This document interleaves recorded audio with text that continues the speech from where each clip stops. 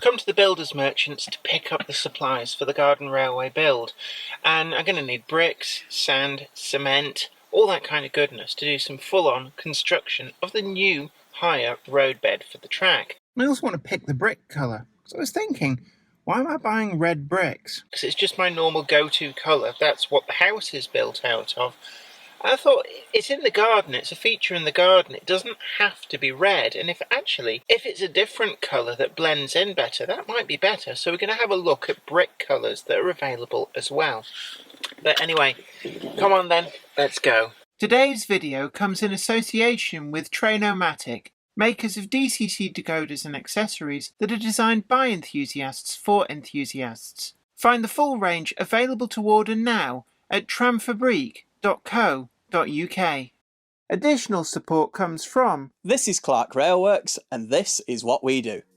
You'll know us from Ellis Clark Trains, and you'll get the same friendly expertise with us too. We've got a huge range of pre-owned model railways from all your favourite manufacturers, and maybe some you hadn't heard of before. It's the place to come for quality. We don't stock substandard models, and everything we sell is fully tested and photographed by model railway experts. No matter whether you model 00 gauge, N, HO or more, we have sought after models from all around the world with new listings added every weekday. Check out what's available now at clarkrailworks.com and don't miss out on your latest logo.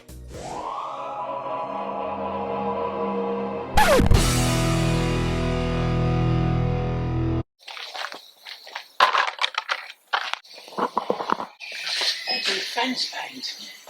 Ah, shiny. Paint. Fence paint. Let's go and have a look at the tool aisle. Might have a Brian. Actually investment, isn't it? And you want to make sure that your wife or girlfriend likes it. So wasn't everyone buying those Primark rings as like a kind of interim? I was thinking of a darker colour. That actually looks quite interesting. Rather than going with the red or the yellow, that's too smooth. Yeah, it looks more like slate, doesn't it? Most of them don't tell you what they are. Yeah. Dark Moroccan smooth. Not convinced. Then don't go for it. If it's not what you want, then don't go for it. Yeah, dark Moroccan smooth. Sounds like my coffee. I think that Moroccan one might be our way. Oh, actually. Okay, so it's that one. So what I'd like is one that looks a bit more like slate. You could actually Staffordshire blue. I like that. I like that. That one in the corner really did catch my eye. So I'm going to ask about this one. It's typical, isn't it? Bit of DIY, roll the Barbie out, put a coat of paint on the fence, rain. It wasn't meant to rain today.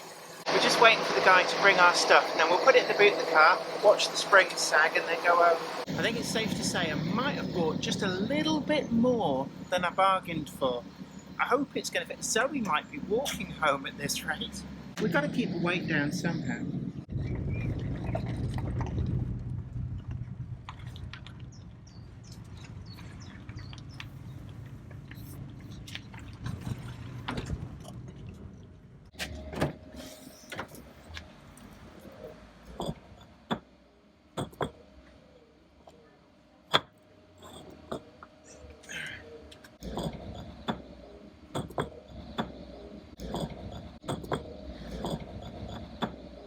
That is a good workout. I'm going to leave the cement in here for now because it's a bit damp today, and I'm going to take a break before I get started. I don't want to get wet, but that's a lot of bricks. This is the area I'm going to be working on, and all the track's gone, and I'm going to be building a new base round here, just levelling it off, getting rid of the gradient that used to go underneath the bridge, and I'm probably going to put the bridge up here at the front. I'm going to get on and start work.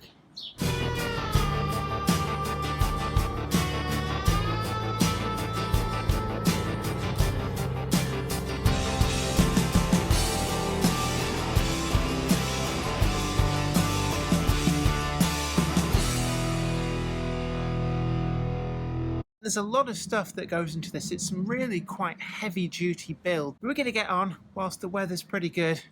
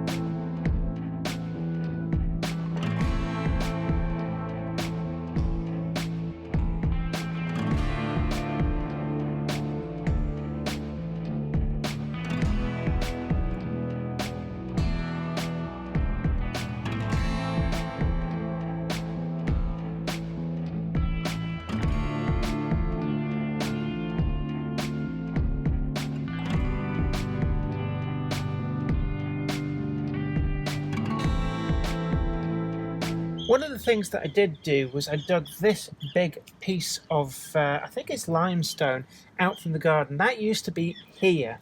And to make the way through, I decided rather than just bury this in concrete, it was much better to pull it out and use it as a feature to just mark the edge of this embankment area. This will weather down in time, and we've got all of the vegetation that will slowly grow up. We get some moss onto this, and I think this is going to be quite an interesting little area.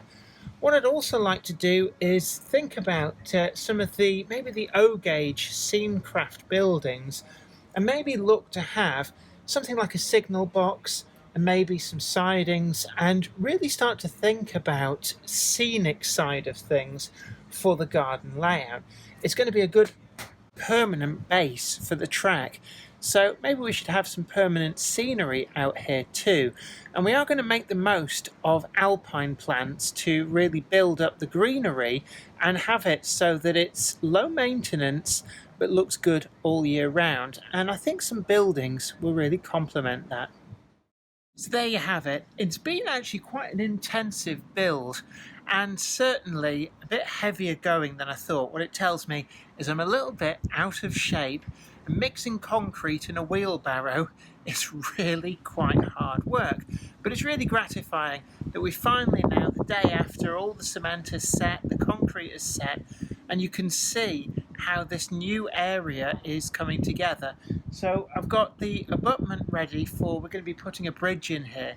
Now I haven't 100% decided whether I'm going to reuse the Meccano bridge or whether I'm going to see what might be available from the vault at Rails of Sheffield. I've got a little inkling that we might be taking a trip over there, and I know that he did have some really great garden railway bridges that had been traded in. So if he's still got them, we'll take a good look at those, but we're getting a bit ahead of ourselves. So what you can see here is that the build has come together quite nicely. I cleaned off the bricks whilst the cement was still wet, and that means that they do look fairly reasonable, although my bricklaying is not the greatest. Now there's still a levelling level to go on this that will take the track, so probably going to need another couple of inches of cement, but I'm going to do that once all of the track bed is done. But you can already see that we're going to have a great vantage point where the trains are going to be coming across here, and then there's going to be a bridge. I've got the foundation in as well, where probably the other end of a bridge is going to go. I put some concrete in to act as a foundation so that when we build the brick abutment at the other end of the bridge, they've got something to rest onto, and then we'll have a good strong track bed for the O-gauge to run round on. What we're going to end up with here is hopefully a track bed that is much more level. We don't have the massive changes in elevation that we had before that proved such a challenge for so many of the locomotives, and was the main reason why the garden layout never actually really got used. So hopefully, fingers crossed, there we are, got it in the end. So hopefully, fingers crossed, it's all going to work out. But you'll have to join me for episode 3, where we continue on this, and hopefully we might have some bridges to start planning how to slot them in to this all new roadbed. And it's really coming along. I'm actually quite excited by this. I think it's going to be a great project. So do stick with me, and it's always great to have your company. And hopefully this is inspirational for you too, just to show you that even a complete muppet like me can manage to build stuff in the garden that works. So if I can do it, you can do it. Join me next time. Take care, and don't forget to tickle that like button, share, and also subscribe to the channel. And I would love to hear from you in the comments section down below about maybe your dream garden railway build. Maybe you've already built it, or maybe it's something you're planning to do. I'd love to hear from you in the comments section down below. And also you can head on over to Patreon and help support us to keep making the videos that you want to see, with a number of tiers of different rewards to suit everybody. Or you could also become a channel member, and there's a number of different rewards for that too. An absolutely huge thank you to everybody who supports the channel. But until next time, this is me, Jenny Kirk, saying you take great care of yourself. Happy modelling, enjoy the sunny weather, and I'll catch you next time. Bye for now. Today's video comes in association with Trainomatic, makers of DCT decoders and accessories that are designed by enthusiasts for enthusiasts. Find the full range available to order now at tramfabrique.co.uk. Additional support is provided by... This is Clark Railworks, and this is what we do. You'll know us from Ellis Clark Trains, and you'll get the same friendly expertise with us too. We've got a huge range of pre-owned model railways from all your favourite manufacturers, and maybe some you hadn't heard of before. It's the place to come for quality. We don't stock substandard models, and everything we sell is fully tested and photographed by model railway experts. No matter whether you model double O gauge, N, HO or more, we have sought after models from all around the world, with new listings added every weekday. Check out what's available now at clarkrailworks.com, and don't miss out on your latest logo.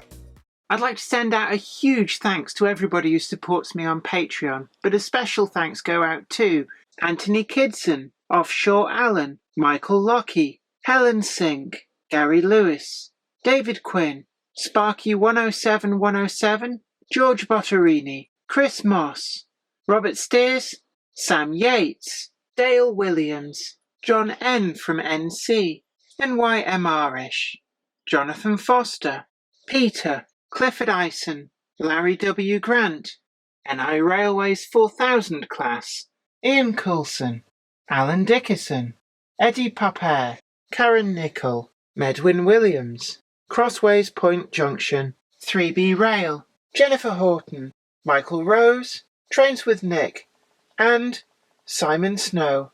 Thank you. Without you guys, I couldn't do this.